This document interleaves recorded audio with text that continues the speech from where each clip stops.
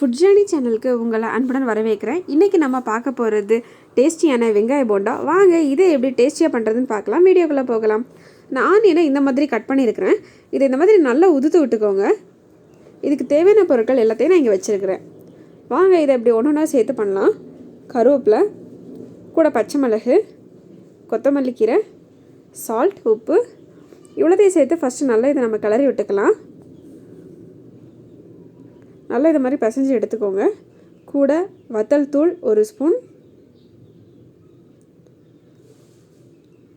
அதையும் சேர்த்து நல்லா பிசைஞ்சு எடுத்துக்கோங்க.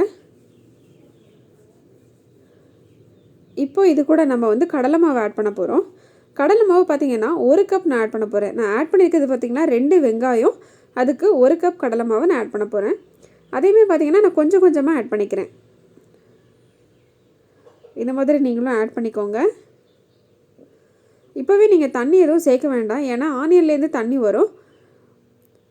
அதனால் கொஞ்சம் போல் தண்ணி மட்டும் ஆட் பண்ணிவிட்டு நம்ம அதை உருட்டி பிடிச்சோன்னா உருண்டையாக வரணும். அந்த அளவுக்கு மட்டும் நீங்கள் பிசைஞ்சு வச்சுக்கோங்க.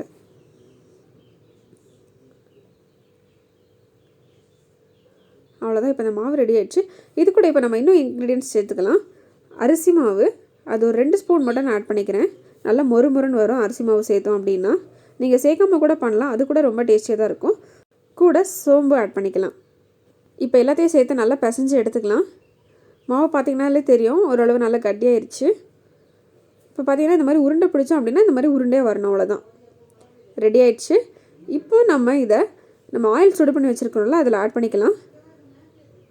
ஆயில் நல்லா சூடானதுக்கப்புறமா ஒன்று ஒன்றா ஆட் பண்ணிக்கோங்க.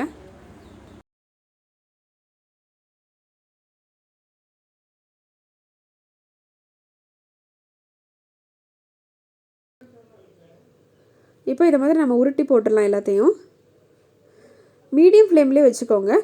இந்த சீசனுக்கு இந்த மாதிரி போண்டா பண்ணிவிட்டு அது கூட டீ வச்சு குடிச்சோன்னா ரொம்ப ரொம்ப டேஸ்டியாக இருக்கும். நீங்களும் உங்கள் வீட்டில் இந்த மாதிரி போண்டா ட்ரை பண்ணிவிட்டு உங்களோட கமெண்ட்டை எனக்கு மறக்காமல் தெரியப்படுத்துங்க. வா, சூப்பராக ரெடியாக இருக்குது. அவ்வளோதான்.